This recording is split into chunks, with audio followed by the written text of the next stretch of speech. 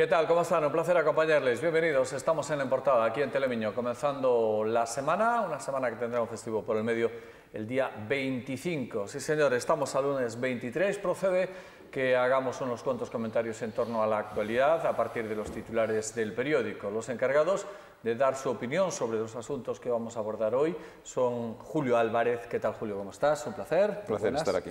Está también con nosotros Antonio Toritiño. ¿Qué tal, Antonio? Muy buenas, un placer. Hola, muy buena tarde. Y Lalo Gómez. Hola, Lalo, ¿cómo estás? Hola, muy bien, muchas gracias. Estos son los asuntos que destaca el periódico en su portada. El primero de ellos incide sobre una cuestión que tiene en un brete o en jaque a las administraciones. Leyes y normativas asfixian a los pequeños concellos de Ourense. Las exigencias de la nueva ley de contratación del sector público son las últimas de una lista que les obliga a un trabajo administrativo y de modernización para el que no están preparados. En la fotonoticia, la mostra de teatro de Ribadavia. Dice: los ourensanos son gente de teatro.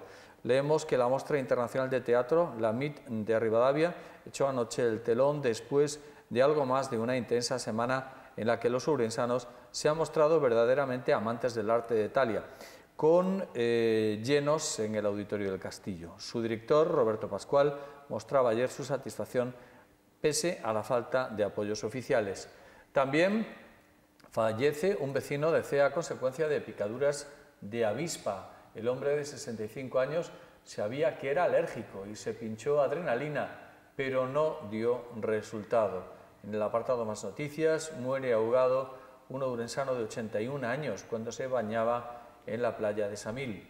Un nuevo vertido llena de espuma el Barbaña entre San Cibrao y la ciudad. Acaba en comisaría después de sufrir una estafa al contratar servicios sexuales. Una entrevista a Lara da Silva, que es la presidenta de la denominación de origen Monterrey. Mi poca experiencia me ayuda a plantear como un reto cada día en el Consello. En lo alto de la portada, referencias deportivas. Por un lado, en Fórmula 1, Hamilton gana remontando desde la 14ª posición en Hockenheim. Y en ciclismo BTT, Pablo Rodríguez, cuarto, no pudo hacer podio en el Nacional. Son las noticias de lunes, día 23, son las noticias de la región. Lunes 23, después de un fin de semana, por cierto, intenso fin de semana, cuando menos en lo político, con la lupa puesta en el Partido Popular, que como todos ustedes saben ya a estas alturas, tiene nuevo presidente, en la persona de Pablo Casado. No sé lo que le parece a los tertulianos de hoy esta designación, el proceso y, en definitiva, el futuro que se abre ahora al Partido Popular. Julio, con un nuevo presidente ya, ¿qué análisis haces? Bueno, fue un proceso que estatutariamente tiene recogido el Partido Popular. Yo creo que sobre esa base no hay nada que decir. Se ha cumplido la normativa del propio partido, donde los militantes no tienen, a mi juicio, todo el peso que debían tener a la hora de tomar una decisión del calado de la elección de su presidente, pero son las normas de un partido que se ha dado democráticamente y, lógicamente, son normas para cumplir. Yo creo que el Partido Popular tiene ahora en la oposición la oportunidad de regenerarse políticamente y no sé si Pablo Casado es el mejor candidato para esa tarea. Yo creo que es prematuro todavía saber cómo van a encajar las piezas que después de este Congreso quedan sobre la mesa, es decir, si va a haber una integración real con el sector perdedor de Soraya Sáenz de Santamaría, si la lucha interna que pueda estar por debajo va a permitir o no, o va a facilitar o no esa regeneración, que yo creo que es imprescindible para un partido de derechas. Y luego queda la cuestión ideológica. Yo creo que los compromisarios, en este caso, en menor medida los militantes, han decidido la opción de un Partido Popular más bien escorado a la derecha que al centro. Yo creo que eso no es bueno, pero lo han decidido los militantes del Partido Popular y todo el respeto para ellos. Muy bien. E el análisis que hace Toritiño? Dúas ou tres cousas facendo, amigos. Como a sempre, a ver, a min a primeira das cuestións que me chama moito a atención e me produce sorpresa e desacougo é ver como alguén que é capaz de tiene un expediente académico tan pouco creíble como que ten este home, sea elegido sin ningún medo, sin ningún pudor, xenere tan pouco reproche dentro do Partido Popular e eu creo que tamén tan pouco reproche social. É dicir, este home que debeu estar para facer primeiro, creo que estuvo 5 anos, para facer primeiro e segundo, perdón, e despois nun ano aprobou 17 asignaturas e acabou a carreira un ano e unhas horas. Para facer un máster de Harvard ven sendo unha cousa exactamente igual que se vostedes quixeran comprar un Mercedes feito en Alemania e descubriran que quen o fixo foi un ferreiro da Valenza que ten un acordo coa Mercedes para poñerlle o sello ao coche. Isto é exactamente igual. Fixo foise a matricular, parece ser que a Aravaca ou a Pozuelo, un sitio por ali que lle debía quedar cerca da casa. Il manifesta sin pudor que as clases non foi porque non tiña tempo, pero que, bueno, conocía a xente que le vía e por osmosis iba se pegando. Unha cousa que a mí me parece terrible. Pareceme terrible, sobre todo, tendo fillos, tendo pasado por a universidade, vendo que costa sacar un título, tanto desde o punto de vista académico como desde o punto de vista económico, e ver estas cousas a mí produceme moitísimo pudor. Despois, creo que merece a pena tamén analizar a refundación do Partido Popular, nunhos momentos en que se decía que necesitaba unha refundación, e efectivamente a fixo, e se refundou cos principios fundacionales de Alianza Popular.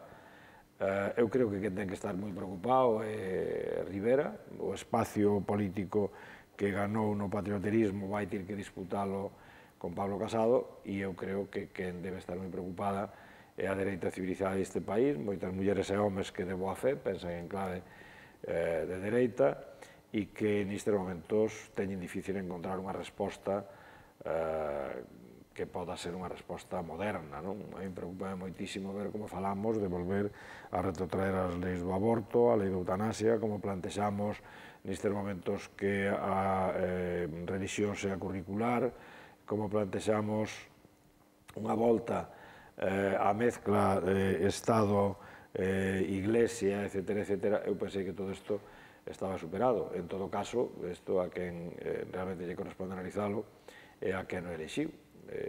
Está claro que se produce esa volta é que hai un espacio político que necesita esa volta. Sí, é dicir, eu non sei cantos, agora o que hai que medirlos é ver como son capaces de repartirlo entre dous. Tamén eu creo que cando se desinfle un pouco, que espero que sexa pronto, o suflé del patrioterismo nacional frente al patrioterismo barato de las independencias, a ver tamén as ventanas nos balcóns nas ventanas, as bandeiras. Exacto.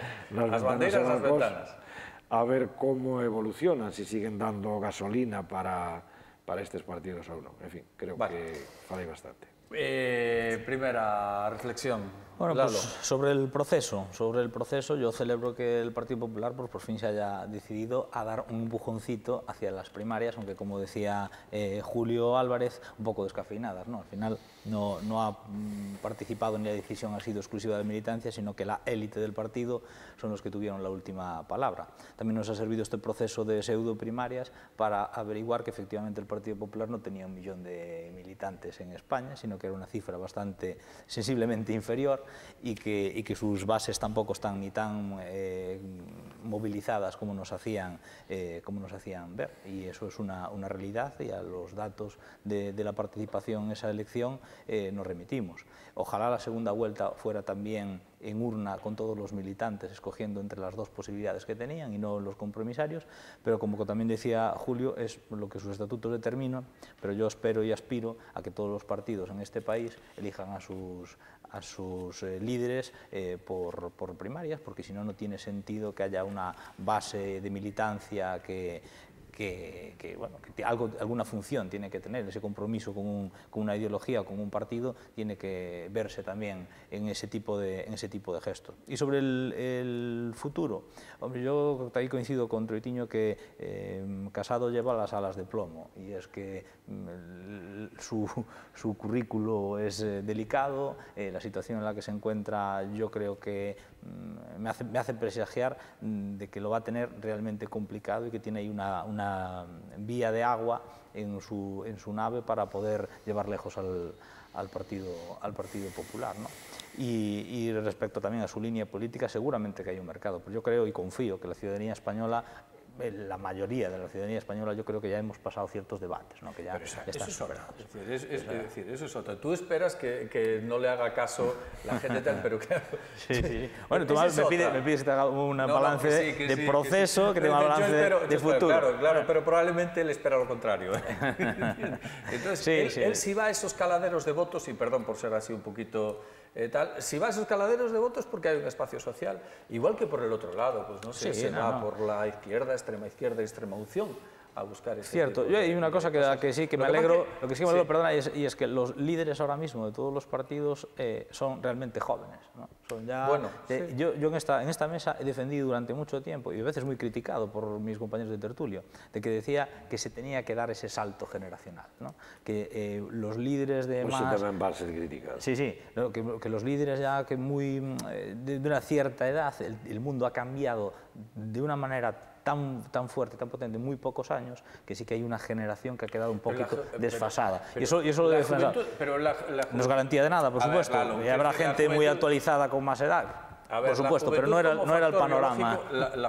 Una cosa es la juventud como factor biológico, que está muy bien, y yo en ese sentido te envidio, pero también, es decir, más allá del factor biológico, la juventud es buena, pero tampoco es mala.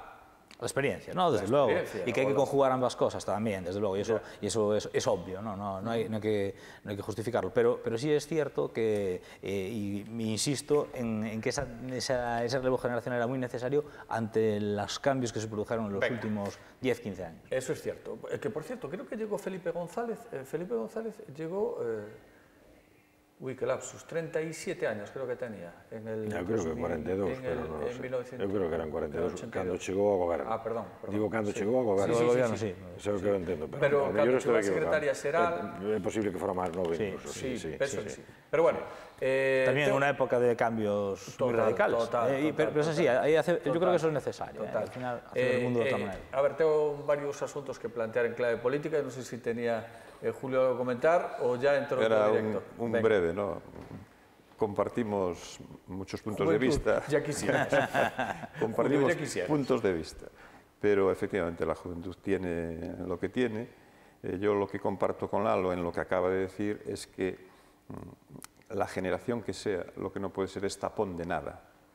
Y la generación con más experiencia se equivoca y no demuestra sabiduría, que se le supone que cuantos más años tenemos, más sabiduría poseemos o debemos acumular, pero no demuestra esa sabiduría cuando hace de tapón. Y yo creo que había una clase política que hacía de tapón aquí, no por la edad, sino por el estatus, por el papel que habían decidido desarrollar en esta sociedad. Y no me refiero a un partido político en concreto, sino en general a la clase política que fue protagonista en la transición democrática española. Una cosa es el factor tapón y otra cosa es a lo mejor el factor experiencia o el factor consultivo. Exacto. Es decir, el tener una referencia dentro de los partidos o de las instituciones a las que tú te puedas dirigir en determinado momento, no tapón de la gestión, efectivamente.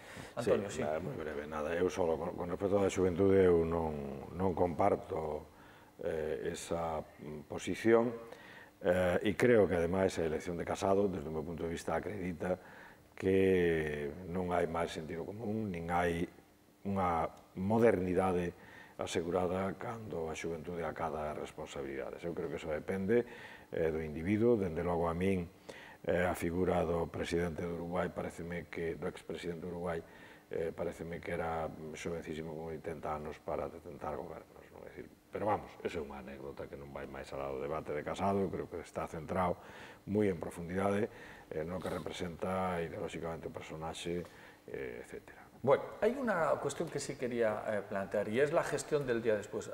En los partidos da la sensación, y no sé si la sociedad vive o vivimos en una contradicción permanente. Pedimos libertad de elección, en este caso en los partidos, pero siempre que hay más de un candidato hablamos de fracturas y hablamos de riesgo de ruptura y de que es muy difícil coser esas cuestiones. Pasó en todos los partidos, pasó Está pasando en Cataluña ahora mismo, puede pasar en el Partido Popular, pues en el PSOE ha pasado también. Estoy acordándome de la fallecida Chacón y Rubalcaba en un congreso que se disputó pues, con unas posiciones muy encarnizadas. Tiene que madurar también ahí, Julio, la sociedad en ese sentido, porque vivimos en una contradicción.